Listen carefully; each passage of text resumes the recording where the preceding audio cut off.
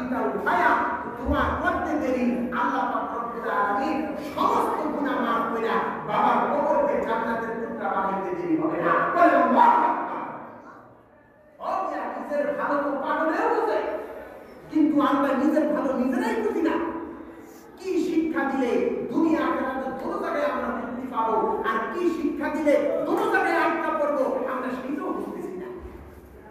এই জন্য আল্লাহ রাসূল সাল্লাল্লাহু আলাইহি ওয়াসাল্লাম আর-রাহমানির রাহিম মালিকি ইয়াউমিদ্দিন ইয়্যাকা না'বুদু ওয়া ইয়্যাকা নাস্তাঈন ইহদিনাস সিরাতাল মুস্তাকিম সিরাতাল লাযীনা আন'আমতা আলাইহিম গায়রিল মাগদুবি আলাইহিম ওয়ালাদ-দাল্লিন। হে মুসলমান, আপনার সন্তান যদি এই যে সূরা ফাতিহাটা শিখায় দেন, কুরআন সূরা শিখায় দেন, সূরা ইয়াসিন যদি শিখায় দেন, আপনি যখন অন্ধকার কবরে যাবেন, ওই অন্ধকার কবরে যাওয়ার পরে আপনার পরিবার টুকরা সন্তান আপনার কবরের পাশে যাইয়া আল্লাহর কাছে সূরা ফাতিহা তেলাওয়াত করবে, কুরআন সূরা তেলাওয়াত করবে, সূরা ইয়াসিন তেলাওয়াত করবে। এই সমস্ত সূরাগুলি তেলাওয়াত কইরা আকাশের দিকে হাত তুলে বলে দিব, রব্বে কারীম, আল্লাহ রে, দুনিয়ার জমিনের মধ্যে থাকতে আমার বাবা আমাকে কোরআন শিক্ষা দিয়েছে, আমার মা আমাকে কোরআন শিক্ষা দিয়েছে, আমার বাবা আমাকে তোমাকে চিনাইছে, আমার বাবা আমাকে তোমার হুকুম মানাইছে। ইয়া রাব্বুল আলামিন, মাথা কাম পায়ে ফেলে বাবার কষ্ট করে কামাই করে এই মাদ্রাসার বেতন বহন করেছি, খরচ বহন করেছি, আমার জামা কাপড় যা কিছু লাগে সব কিনা দিয়েছি গো মাওলা।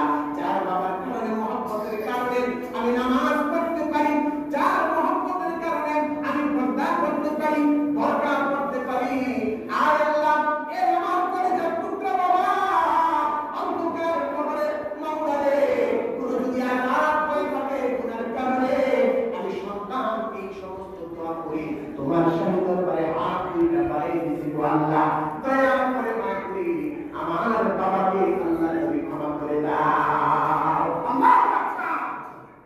এই বাবার কবরের সামনে মা ইরশাদ করেছেন, ওয়াকাল রাসূলুল্লাহ সাল্লাল্লাহু আলাইহি ওয়াসাল্লাম খায়রুকুম মান তাআল্লামাল কুরআন ওয়া আল্লামা, তোমাদের মধ্যে সর্বোত্তম ওই ব্যক্তি যে কোরআন মাঝে শিক্ষা করে এবং অপরকে শিক্ষা দেয়। বলেন আল্লাহু আকবার। এই জন্য আমরা ইনশাআল্লাহ কি করব, আমাদের সন্তানকে কোরআন শিক্ষা দেব ইনশাআল্লাহ। ওকে যদি পর্দা না শিখান, ওকে যদি কিভাবে কত বয়স কিতাবের মধ্যে আসছে, যদি মেয়েদের বয়স 9 বছর হয়ে যায়, 9 বছরের 2 মাস আগে থেকে, অর্থাৎ 8 বছর 8 মাস বা 9 মাস হলে একটা মেয়ে পর্দার হুকুম চলে আসে তার ভিতরে। এই জিনিসটা নাই, বড় বড় মেয়ে হয়ে যায়, হ্যাঁ, বিয়ে শাদীর মধ্যে বাবারা সুন্দর করে সাজাইয়া পড়াইয়া, গালের মধ্যে লিপস্টিক, ঠোঁটের মধ্যে লিপস্টিক, বড় মেয়ে এদেরই নিয়ে যায় ব্যাপারটা কইরা। এই মেয়েটার দিকে অন্য ছেলেদের নজর যখন করে সব গুণাগুলি বাবা আমল নামার ভিতরে ঢুকবে, মায়ের আমল নামার ভিতরে। হায় হায়, আমরা কিসের মুসলমান হলাম? আল্লাহকে ভয় করি, কিয়ামতের ময়দানে আল্লাহর কাছে জবাব দিতে হবে, কেন আমার সন্তানকে আমি পর্দা শিখাইলাম।